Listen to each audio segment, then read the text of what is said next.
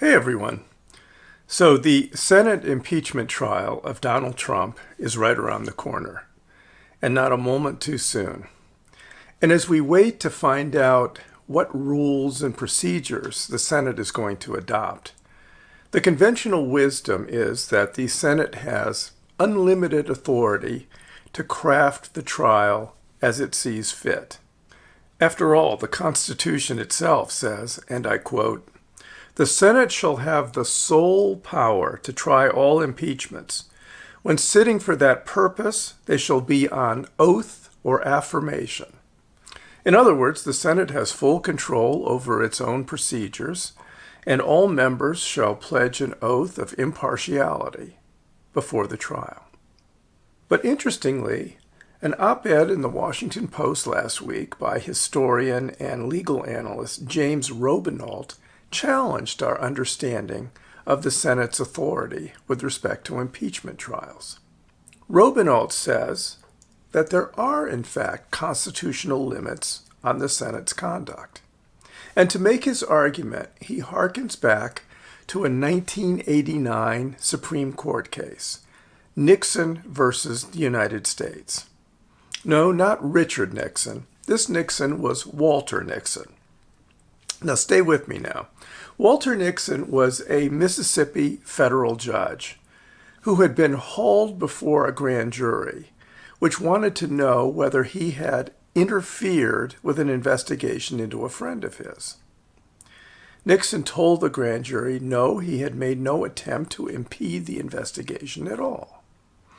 Well, subsequent evidence showed that clearly Nixon had made attempts to stymie the investigation. The grand jury indicted him, he was convicted, and he was sentenced to 5 years in prison for lying to a grand jury. Well, the audacious Walter Nixon not only refused to resign his judgeship, but while in prison, he sat there collecting a judge's salary, which was met with almost universal outrage. Well, the House of Representatives reasoned that if he wasn't going to voluntarily give up his judgeship, they were going to take it from him. They impeached Walter Nixon and sent along the articles of impeachment to the Senate. In the Senate, the evidence was gathered by a committee of senators who, for 4 days, interviewed 10 witnesses and created a broad transcript, which was then passed along to the full Senate. The full Senate then heard arguments from the House managers on the one hand and Nixon's lawyers on the other hand. They then voted and convicted Walter Nixon and took away his judgeship. Not to be outdone, Nixon sued the U.S. government, claiming that in delegating the evidence-gathering function to a small committee of senators rather than the full Senate, the Senate had failed to live up to its constitutional obligation to hold a trial. His lawyers argued that this rendered it something short of a trial. The case made it to the Supreme Court, which was the Rehnquist Court at that time. And what did the court rule? Well, they ruled 9-0 against Nixon. They reaffirmed his conviction, and in his majority opinion, Chief Justice Rehnquist said that this was essentially an in-house Senate matter, a political matter. Essentially, he said, what happens in the Senate stays in the Senate. This is not within the purview of the Supreme Court. And as such, the matter is non-justiciable in Supreme Court jargon, meaning that they were not in a position in any way to challenge the finding of the Senate. The interesting part, though, is that 3 of the justices, David Souter, Byron White, Harry Blackmun, while agreeing that the Senate had met its burden and had indeed conducted an acceptable constitutional trial, they disagreed that this was outside the bounds of the Supreme Court. During the oral arguments, Byron White asked the U.S. Solicitor General, what if the Senate collected no evidence, had no procedures, and simply convicted the accused because he seemed like a bad guy? The Solicitor General responded, well, that is well within the Senate's authority. And in a somewhat humorous historical footnote, that Solicitor General was Ken Starr. But White, Blackmun, and Souter didn't buy that argument. They all wrote concurring opinions that took the position that there were circumstances where Senate conduct of a trial might so offend the Constitution that it not only would allow for Supreme Court review, it might mandate Supreme Court review. Justice Souter reasoned that suppose the Senate simply flipped a coin to determine whether somebody was guilty or innocent. Suppose senators made no attempt to conduct a fair trial and made no pretense of living up to their obligation to conduct the trial impartially. Those three believed that judicial review was appropriate. So, for example, what if a Senate Majority Leader said that not only was he not going to vote to convict the accused, he was going to work in lockstep with the accused to make sure that he was acquitted? Now, that could never happen, could it? Suppose the chairman of the Senate Judiciary Committee said that he wasn't even interested in reading transcripts because it didn't matter, he had already made up his mind. No chairman would do that, would they? So the point of Souter, Blackmun, and White was that very few provisions in the Constitution are absolute. First Amendment's not absolute, the Second Amendment's not absolute, and neither is the constitutional delegation of impeachment authority to the House and Senate. Now, there's another limitation on the authority of the Senate, and that's the provision that the Chief Justice preside over the trial. John Roberts will presumably be ruling on the admissibility of evidence, the relevance of evidence, what witnesses should or should not appear at the trial. And this fact has given rise to a raft of sensational headlines.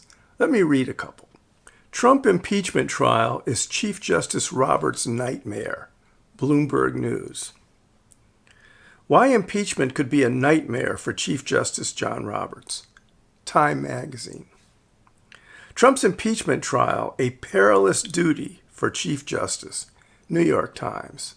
Ruth Marcus, opinion writer for The Washington Post, even takes it a step further, advising John Roberts to stay out of trouble and keep his nose clean, do as little as possible. Here she is.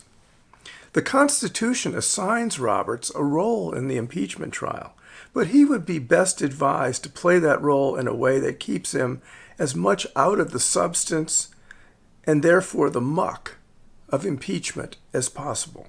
The subtext of all these headlines is that John Roberts will conduct the trial like a scared puppy with his tail between his legs, doing everything he can not to ruffle any feathers. Well, in fact, even though John Roberts and I probably have very little in common in terms of our political views, I retain the belief that John Roberts is a rare individual these days, a conservative with some core principles about him. That's about as rare as a four-leaf clover. Roberts, after all, was the guy who stood up to Trump after Trump complained about Obama judges overturning his actions. Judge Roberts has watched Donald Trump try to bully the judicial system, to wit, Judge Curiel during the Trump University case, the Ninth Circuit after overturning Trump decisions. Unlike these media that I just quoted, I don't think that John Roberts is that cowardly. I think he recognizes that this impeachment trial is going to launch 1,000 courses in law schools. This case will be talked about 200 years from now. And it would do his reputation no good to conduct the trial with his tail between his legs. Taking tough positions and perhaps withstanding the obligatory tweet storm is a small price to pay for preserving one's reputation over a lifetime.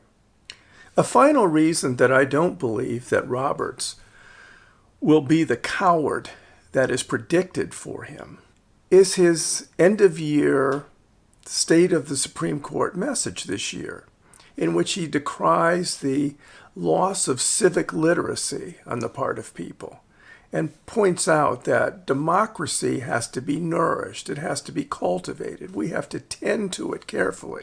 Well, there is no better way to teach civics than in cases like this. For Roberts to duck and hide and try to do as little as possible in this trial is not the sort of civics lesson that he was recommending a few weeks ago in his end-of-year message. And yes, anything that Roberts does could be overturned by a majority of 51 Republican votes. But that doesn't mean there wouldn't be a price to pay.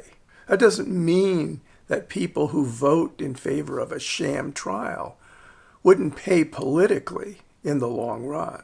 I believe that Roberts will have a far bigger role to play than people are predicting. Well, it looks like next Tuesday we will find out. I'm Jeff Rowan. Thanks for watching.